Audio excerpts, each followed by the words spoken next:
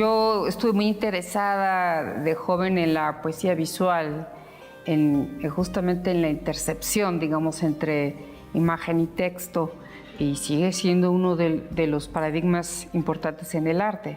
Hay como un foco en el arte que hace que todo se trastoque, hasta la vida cotidiana, ¿no? Es un poco lo que justamente se intentaba en los 60 decir, ¿no? El arte no está en el museo, también está en la vida cotidiana.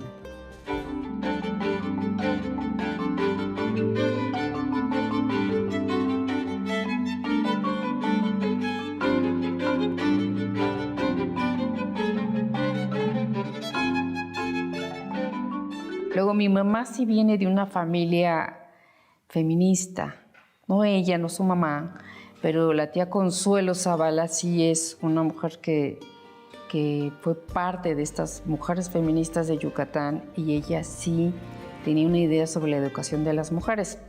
Y creo que es por eso que nosotras fuimos la única de las familias yucatecas en que las mujeres tuvimos educación. Pero mi papá quería que fuéramos secretarias bilingües. O sea, nos dieron educación para que si el marido nos dejaba, pudiéramos tener un empleo, pues que nos diera para comer, porque habían visto cosas tremendas, ¿no? Yo fui la primera que entré a la universidad, pues a ellos no les parecía, porque una mujer que sabe latín no tiene marido ni tiene buen fin, ¿no? Y yo conseguí que no me mandaran a un internado de mujeres, sino que me mandaran a una escuela pública en Montreal. Cuando regresé, yo no quise entrar a una escuela de monjas y me fui a una escuela activa. Mis compañeros venían de familias intelectuales, donde las mamás iban de fiesta, bebían, tenían novios, todo lo que en mi casa no podía o era horrible, resulta que eso existía. La sociedad mexicana estaba cambiando. Con el exilio argentino, uruguayo y chileno, las mujeres trabajaban.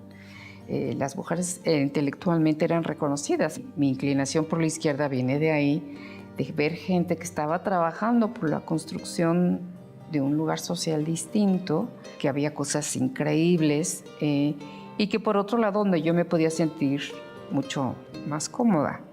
Sí me tocó, y creo que eso sí ayudó, cuando la formación de los grupos se debió en gran parte a que había estos maestros jóvenes que estaban haciendo cosas mucho más experimentales, y eso abrió un campo en el que yo pude situarme, digamos, como sentirme acompañada en algo que sentía yo que tenía que ver justamente en encontrar un espacio que me permitiera hacer algo que no era ni dibujo exactamente, no era dibujo académico para nada, ni tampoco era poesía visual, sino una especie como de intermedio. La idea, por ejemplo, de ver el trabajo de Suma, que tenía que ver igual con libros de artista, con fotocopias, o Proceso Pentágono. Y bueno, conocí muy pronto el trabajo de Felipe Ehrenberg. Bueno, yo además en San Carlos conozco a Jesús Rodríguez, por Jesús conozco a Carmen,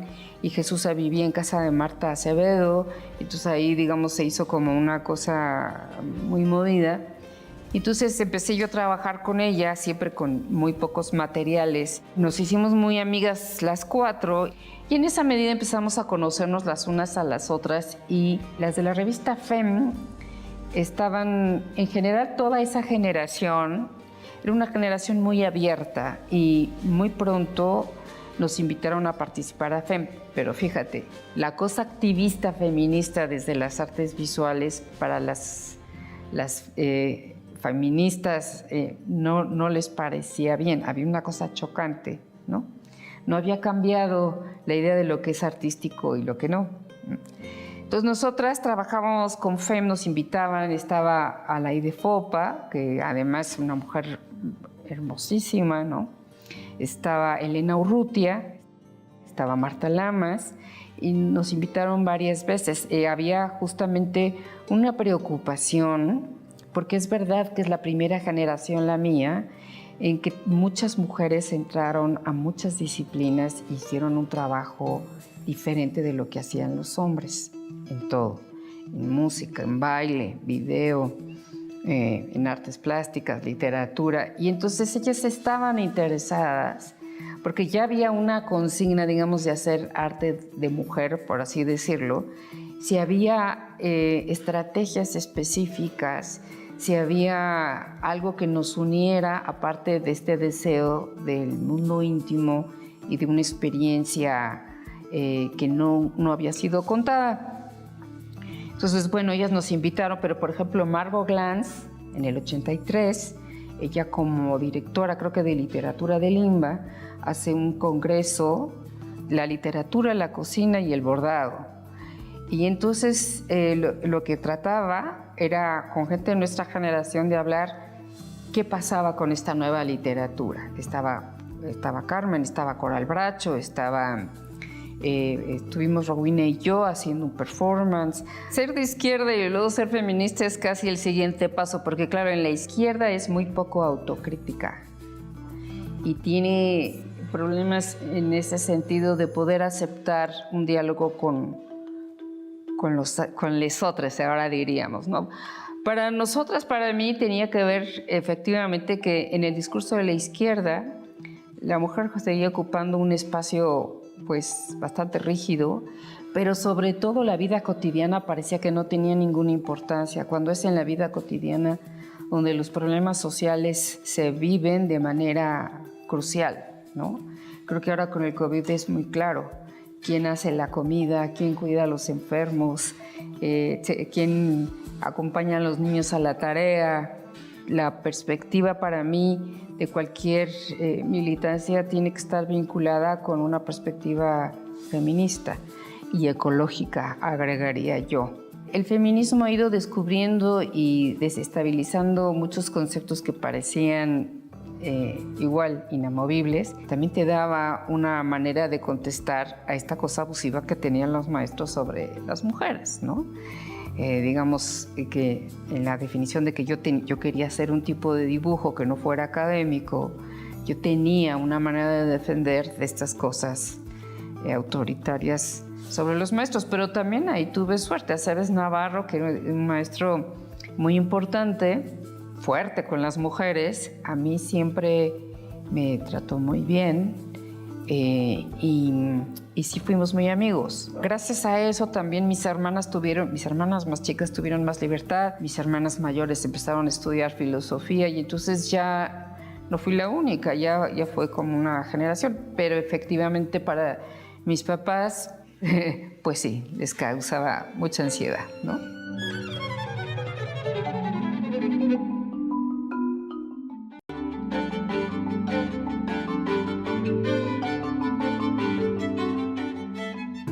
Ilustrar es otra disciplina y es una disciplina que tiene sus reglas. Lo mío no tiene que ver con ilustrar. Lo mío tiene que ver que hay dos energías, una que viene del texto, que tiene que ver con un cierto tipo de inteligencia, un cierto tipo de lógica, y otra que tiene que ver con la imagen. Además, en nuestra cultura siempre ha habido, o sea, en toda imagen hay un texto y en todo texto una imagen, pero no como ilustración, sino como posibilidad, que para mí además tiene que ver con el mundo emocional. Yo creo que no estamos en una emoción, parece que es un solo sentimiento, pero son en realidad muchas sensaciones juntas y no todas van en la misma dirección, ¿no? Hay ciertas cosas que son contradictorias, que eso lo hace muy potente, ¿no?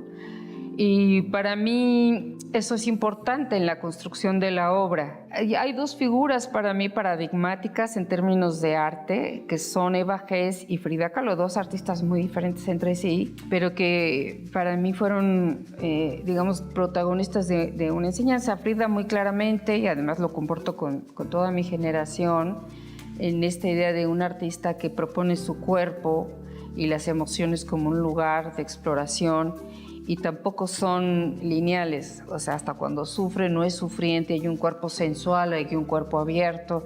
Y ahora que se sabe más de la vida de Frida, pues bueno, evidentemente una mujer que tenía una especie de fascinación por la cuestión sexual, ¿no? Y en sus cuadros es muy evidente. Y Carmen se embarazó, pero tenía que estar en reposo y entonces empezamos a planear una obra que se llamaba 13 señoritas, que era sobre las obras de Frida Kahlo. Hay una ambigüedad en los cuadros de Frida Kahlo, no solo en los de ella, en las mujeres de esa generación, en que de alguna manera sí hay una introspección y una manera de hablar del cuerpo femenino y la identidad.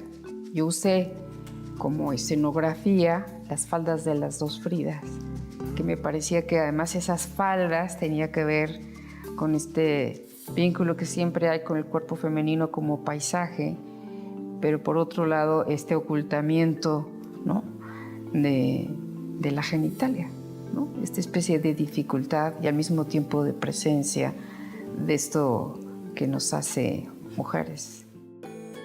Eva Gessen, por otro lado, muy cercana al lenguaje minimalista, pero que siempre sus obras hablan de fragilidad y muerte, ¿no?, de fragilidad y con humor. El humor para mí, la ironía, la capacidad de siempre dudar de las narraciones totalitarias que explican todo, siempre me ha costado mucho trabajo no reírme de ellas, ¿no? Yo sí fui parte de Marzo del No Grupo, fui amiga y simpatizante, pero eran muy rudos, la verdad. Lo mío tenía que ver más con una cierta cosa de intimidad. En cambio, con Marzo era fácil porque todos estábamos interesados en la literatura, en la poesía y también con el tema del espacio urbano. Para mi generación, la ciudad, recuperar la ciudad como un espacio joven, como un espacio de vida social, era importante. Quizás no lo manejábamos así en ese entonces, pero son los cambios importantes que luego van a dar estos procesos, digamos, de la legalización de la izquierda mexicana con el PSUM y de los famosos festivales de oposición. Y eso era justamente recuperar una posibilidad de pensar la ciudad en términos distintos.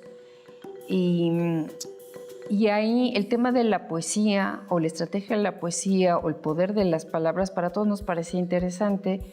Y en esta cosa que hacíamos del poema urbano, que era muy sencillo, leíamos los periódicos, las palabras más repetidas se recortaban, las imprimían en serigrafía. Y luego se hacía un cuadrado en la ciudad, casi siempre en el centro, aprovechando el adoquín. Y le pedíamos a las personas que hicieran poemas con estas palabras en sin sentido. Lo que era increíble es que la gente quería hacerlo, ¿no?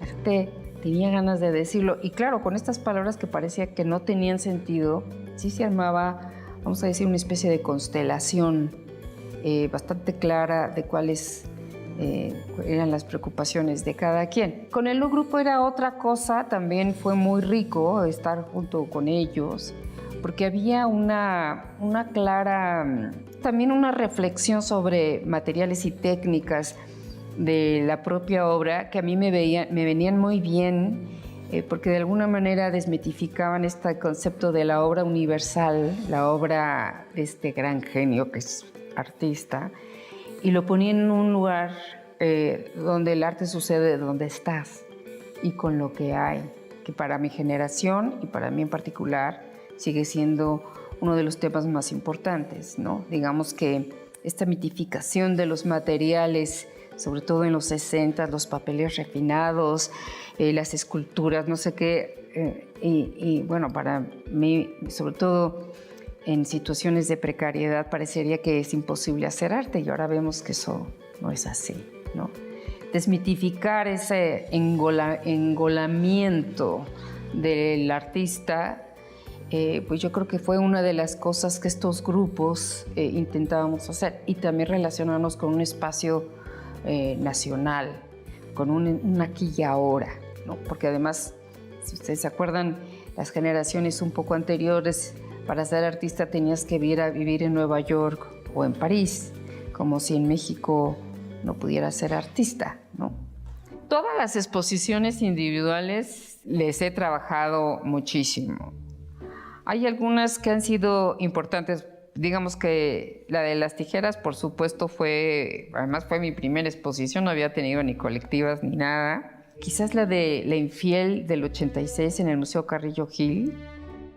También una que se llama Allá, que tenía que ver con los 10 años de muerto de Elso, una especie como de duelo, y que creo que fue una exposición que no mostraba el duelo, mostraba otras cosas, que fue una sorpresa para mí también. Debe haber otras muchas más, pero quizás la última que recuerdo así, que de veras se trabajó mucho, fue la del Chopo, la del Verbo Estar, que trabajé con Cecilia Delgado, que fue una revisión de obra anterior de una manera diferente, ¿no? Entonces yo creo que esas serían. Pero cada una está hecha con esfuerzo, ¿no?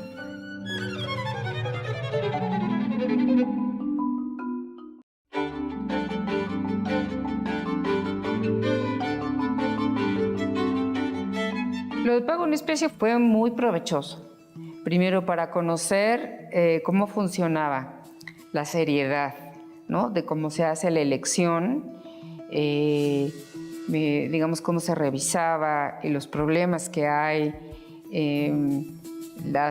lo que se discutía, cómo hacer, cómo se distribuye, qué obra se va a distribuir, cómo se va a distribuir, cuáles serían las cosas posibles para mejorar este programa, la evaluación de quiénes pueden entrar y quién no, cómo definir artista, por ejemplo. También la dificultad de conservar esa cantidad de obra, que también implica pues clasificar, ¿no? Y tener una base de datos y todo esto que implica gente, ¿no? Implica trabajo. La iniciativa me parece importante, me parece básica. Me parece además que ha conservado su vigor y que han hecho muchos esfuerzos por conservación y por tener la publicación. Pero como toda colección que crece año con año, implica un enorme esfuerzo darle sentido y dirección.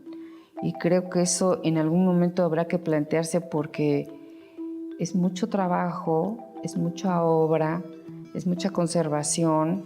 Bueno, por supuesto que me parece que es una iniciativa buena para poder tener una colección de contemporáneo.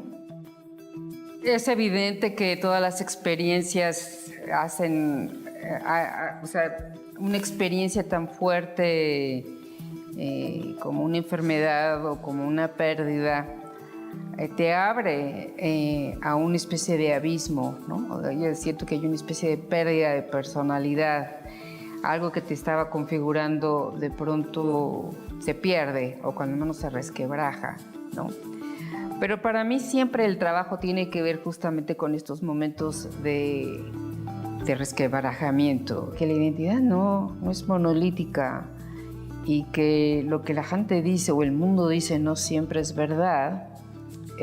Yo creo que es el centro, el epicentro de mi trabajo, porque creo que además en esos lugares también hay belleza. Es un poco lo de la poesía, ¿no? La poesía siempre encuentra este lugar de quiebre que hace como que tú encuentres las palabras que no sabías que querías decir. Es un poquito eso que tiene la poesía, que es fascinante, ¿no? Pero que siempre viene de un lugar abismal, o cuando menos de un lugar bastante oscuro. Pero también tengo obra de cuando nació mi hijo, ¿no? O sea que también creo que no solo lo malo, también lo bueno. Todas estas experiencias emocionales que hacen estos resquebramientos de identidad, por supuesto que se notan en el trabajo. Yo lo digo, pero yo creo que no hay artista que no los use, porque es inevitable.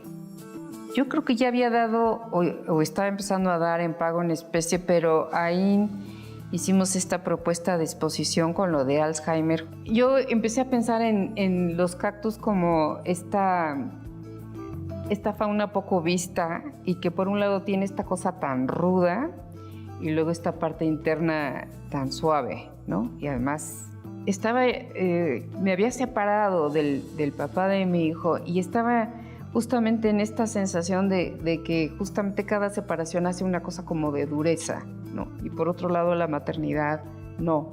Pero me interesaba este paisaje árido que parece que no hay nada y hay un montón de cosas. Y estas formas que son tan bellas, ¿no?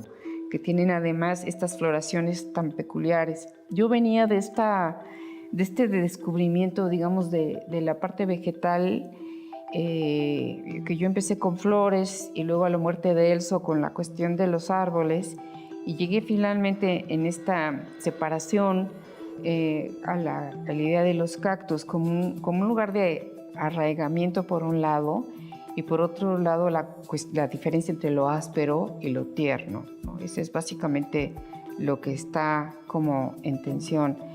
Y técnicamente además pareció esta cosa que yo empecé a pegar estos pedazos de papel, y entonces las composiciones son bastante movidas, ¿no? No tienen una línea de paisaje, hay una cosa como fluctuante, vamos a decirlo así. La otra que tienen, esto de las costillitas y la boca, tiene que ver que justo en esa época también empecé a trabajar mucho con la idea del interior como paisaje, justamente este paisaje que es el cuerpo adentro, y me encontré un libro de medicina tibetana que justamente así describe el interior, ¿no? De hecho, las descripciones de los órganos parecen más flores, parecen frutos, más que órganos. Además, en la medicina tibetana o en la cultura tibetana hay ciertas imágenes que son como mandalas, más bien, que efectivamente hay como un ir adentro, ¿no? Esa imagen te permite ir adentro. Digamos que con mi maestro Aceves Navarro decía, un cuadro que descifras no es un cuadro. Esto que todavía hay algo que no acaba de completarse, esa es la idea de cualquier pintor, ¿no? Ver la Mona Lisa y sentir que no la has acabado de ver. Digo, ese sería como el cuadro que se me ocurre ahorita, pero hay cuadros que son así.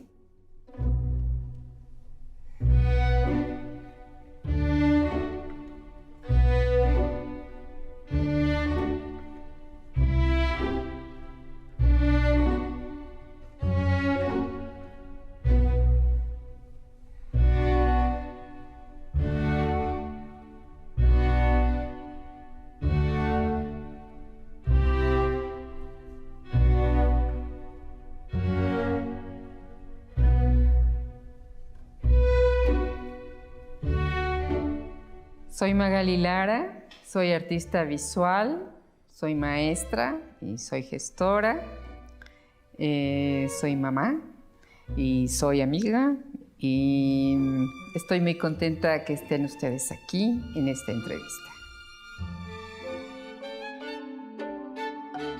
¿Tu ciudad favorita? Mi ciudad favorita, yo creo que la Ciudad de México. ¿Serie o película favorita? Mi película favorita es Nostalgia, de Tarkovsky. Sí, es de Tarkovsky. ¿Poesía o prosa? Poesía. ¿Tu color favorito? Rojo. ¿Alguna figura que prefieras? El círculo. ¿Y tu género musical preferido o tu canción preferida? Me gusta Leonard Cohen. Y me gustan mucho las canciones de Liliana Felipe. Me hacen reír. Siempre me hacen reír. Siempre son tremendas. Y eso me gusta. ¿Cuál es tu planta preferida? Los copales. ¿Y tu flor? Las rosas. ¿Árbol? El sauce llorón.